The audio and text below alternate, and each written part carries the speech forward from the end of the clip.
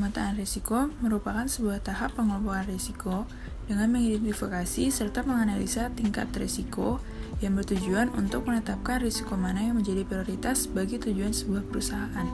Semakin besar tingkat risiko tersebut, maka semakin tinggi prioritas penanganannya.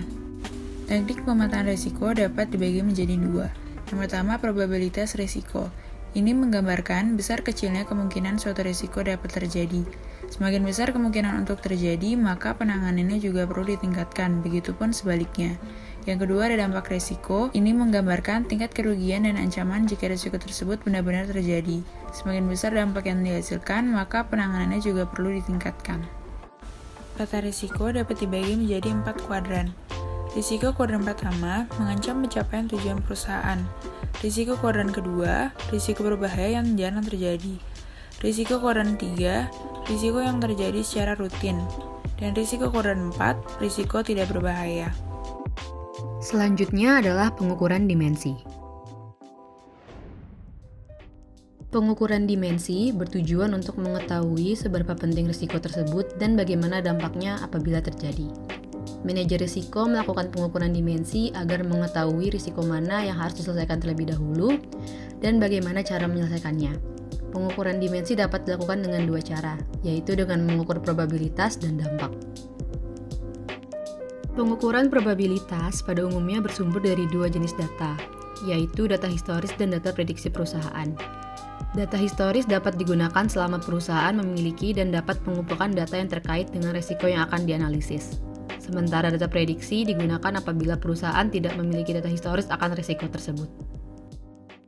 Penggunaan data historis memiliki kelemahan tersendiri, yaitu ketika data yang ada tidak didokumentasikan dengan baik, maka akan sulit bagi manajer risiko untuk mengolah data tersebut.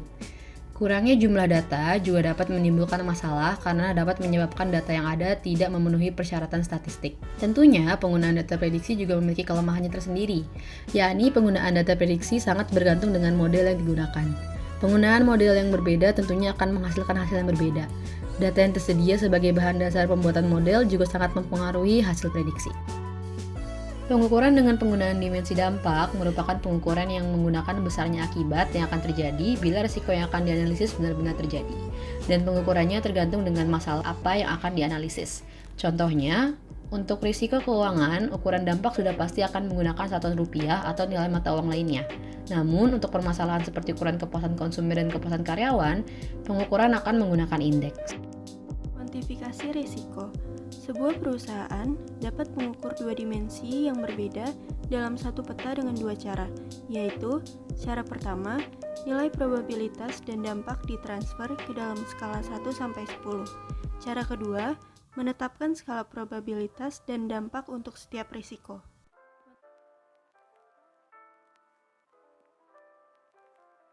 Contoh kasus, perusahaan PT Swakarya Indah Busana merupakan perusahaan bergerak di bidang garmen atau konveksi yang memproduksi pakaian jadi khususnya kemeja.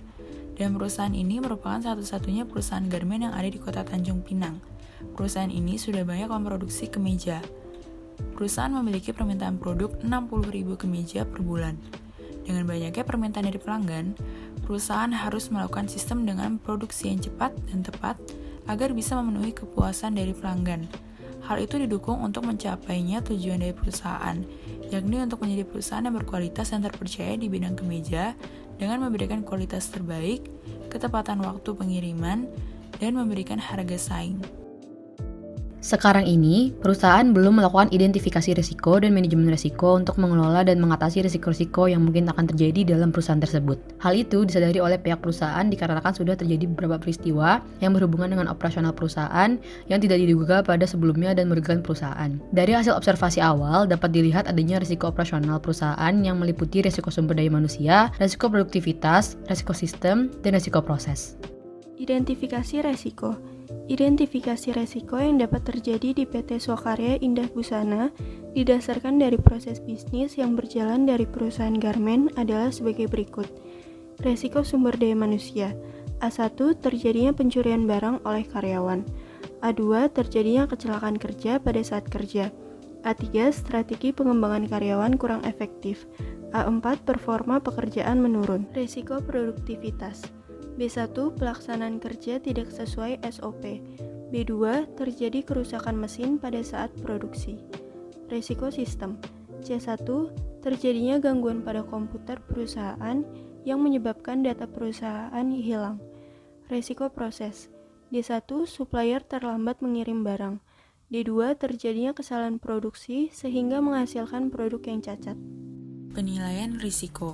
Perusahaan melakukan penilaian risiko berdasarkan probabilitas dan dampak yang terjadi. Dalam tabel ini, besar kecil probabilitas dan dampak dari risiko sudah diperhitungkan. Nilai risiko yang didapat ada yang high hingga low.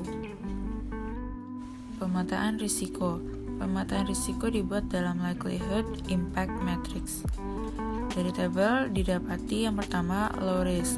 Supplier terlambat mengirim barang ada di kolom D1. Yang kedua medium risk. Strategi pengembangan karyawan kurang efektif ada di kolom A3. Performa pekerja menurun ada di kolom A4. Pelaksanaan kerja tidak sesuai SOP ada di kolom B1. Terjadinya kerusakan mesin pada saat produksi ada di kolom B2. Dan terjadinya gangguan pada komputer perusahaan yang menyebabkan data perusahaan hilang ada di kolom C1. Kemudian yang ketiga didapati high risk. Terjadinya pencurian bahan jadi oleh karyawan ada di kolom A1. Terjadi kecelakaan kerja pada saat bekerja ada di kolom A2. Dan terjadi kesalahan produksi sehingga menghasilkan produk yang cacat ada di kolom D2. Pengelolaan resiko. Terdapat 6 langkah dasar yang berhubungan dengan pengelolaan resiko, yaitu penghindaran risiko, resiko ditahan, diversifikasi risiko, transfer risiko, pengendalian risiko, dan pendanaan risiko. Contohnya dalam kasus ini, risiko dengan kode A1 yang merupakan terjadinya pencurian oleh karyawan akan dikelola dengan melakukan pengendalian risiko. Bertujuan agar sesudah dilakukannya pengendalian, maka pencurian bahan tidak akan terjadi lagi. Hal tersebut berlaku sama pada risiko-risiko yang lain. Setiap risiko memiliki cara mengelola yang berbeda-beda sesuai dengan tujuan pengelolaan risiko yang ingin dicapai. Setelah melakukan pengelolaan risiko, maka penanganan yang dapat dilakukan untuk menyelesaikan permasalahan yang ada di PT Swakarya Indah Busana adalah sebagai berikut. Kode A1 yaitu terjadinya pencurian barang oleh karyawan akan ditangani dengan memasang CCTV di area yang penting dan menjaga keamanan yang lebih baik lagi. Kode A2 yaitu terjadinya kecelakaan kerja pada saat kerja akan ditangani dengan para karyawan harus lebih berhati-hati lagi dalam melakukan pekerjaannya.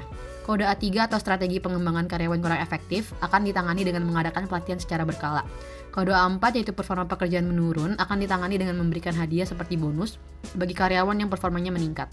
Kode B1 yaitu pelaksanaan kerja tidak sesuai SOP akan ditangani dengan memberikan sanksi berat bagi karyawan yang tidak bekerja sesuai SOP. Kode B2 yaitu terjadi kerusakan mesin pada saat produksi akan ditangani dengan membuat data penyusutan mesin dan selalu dilakukan pengecekan secara rutin. Kode C1 yaitu terjadinya gangguan pada komputer perusahaan yang menyebabkan data perusahaan hilang akan ditangani dengan memasang antivirus dan meningkatkan keamanan pada komputer. Kode D1 yaitu supplier terlambat mengirim barang akan ditangani dengan melakukan perencanaan dan koordinasi dengan baik.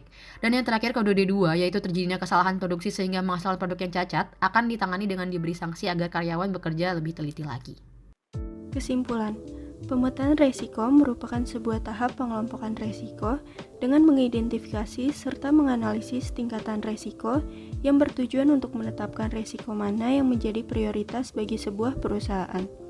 Dilakukan dengan pengukuran dimensi berupa perhitungan probabilitas dengan menggunakan data historis dan data prediksi perusahaan atau perhitungan dampak dari suatu masalah apabila permasalahan tersebut benar-benar terjadi. Dengan melakukan pemetaan risiko, akan didapatkan hasil yang berupa informasi-informasi yang nantinya akan memudahkan manajer risiko dalam menentukan penyelesaian masalah seperti apa yang harus dilakukan.